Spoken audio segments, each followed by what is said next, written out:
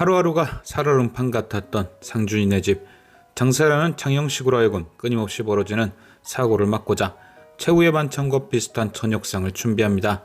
그리고 드디어 한자리에 모이게 된 상준이네 가족. 그 저녁 식사의 시작은 그간에 보였던 모습과는 다르게 화기애애했습니다. 하지만 보여지는 모습과는 다르게 폭풍전야 같이 긴장감이 돌기도 했죠. 아니나 다를까 화기애애했던 식사 자리는 장영식이 던진 한마디에 급속도로 굳어버립니다. 장영식과 이상준은 소송 문제로 점점 날을 세우기 시작했고, 그 모습을 지켜보던 장세라는 장영식이 지금까지 상준이를 속인 이유에 대해 묻습니다. 이에 장영식은 기다렸다는 듯이 그간 자신이 장세란의 집에 얹혀 살며 느꼈던 차별에 대해 설명합니다. 상준이를 대신해 집안의 대소사를 책임졌던 자신의 모습을 말이죠. 형광등도 갈고 변기도 뚫고 기타 등등.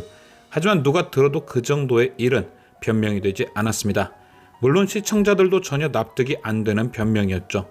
이후 장세라는 진짜 이유를 말하라며 다그쳤고, 그제서야 장영식은 변기를 대신 뚫어왔던 것보다 그럴듯한 이유를 댑니다.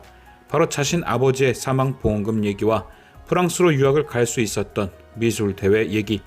먼저 장영식은 자신의 엄마에게 전해들었던 아버지 사망보험금 얘기를 꺼냈습니다.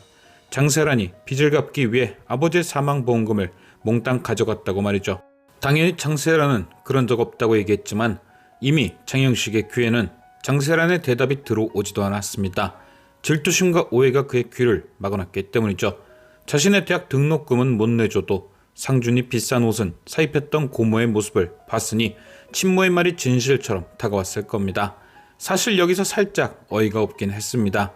집 한 동과 보험금이 얼마길래 오랜 시간 자신을 돌봐준 고모를 저렇게 미워할까.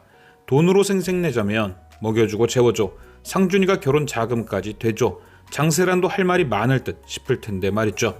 하지만 두 번째 이유가 더욱 어이없었습니다. 그렇게 중요한 대회라면 자신이 더 신경 써서 준비하고 마무리했어야 하는데 몸 관리 못해서 몸살로 뻗은 거 깨워놨더니 제 시간에 제출 못했다고 복수할 생각을 했다니. 만약 그 시간에 상준이가 깨주지 않았다면 어차피 제출 못했을 작품, 마치 물에 빠진 놈 구해놨더니 보따리 내놓으라고 소리 지르는 놈 같았죠. 또한 얼마나 자기애가 끔찍하면 당연히 자기 작품이 1등이라고 생각할 수 있는지 그것도 참 웃겼습니다. 냈다 하면 1등이었는데 못 내서 유학을 못 갔다는 듯이 화를 내니까 말입니다. 그런데 또 여기서 장세라는 그런 조카도 조카라고 생각했는지 모든 게 친모 때문이란 사실을 알면 장영식이 상처받을까, 그걸 또 자기가 그랬다고 얘기해줍니다. 물론 말해줘도 믿지 않을 테니 홧김에 그렇게 말했을 수도 있죠. 이후 이상준이 진실을 말했지만 역시나 장영식은 믿지 않았고, 결국 해결 방법은 장영식의 친모를 찾는 것뿐이 없었습니다. 그렇다면 친모는 왜 영식의 그림을 찢어버렸을까? 답은 하나뿐이 없다고 생각됩니다. 영식이가 대회에 우승해서 프랑스로 가게 되면 영식을 더 이상 이용할 수 없기 때문이었겠죠. 그간 등장했던 친모의 성향상 어떻게든 영식을 이용해 뭐라도 빼먹었을 엄마였습니다.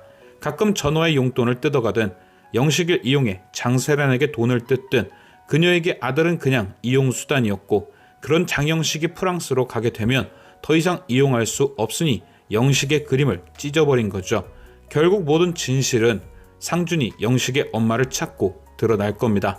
그리고 영식은 지금까지 자신이 전부 다 속았고 엄한데다 화풀이 하고 있다는 걸 알게 된 뒤 충격에 빠지겠죠. 그게 바로 장영식의 벌입니다.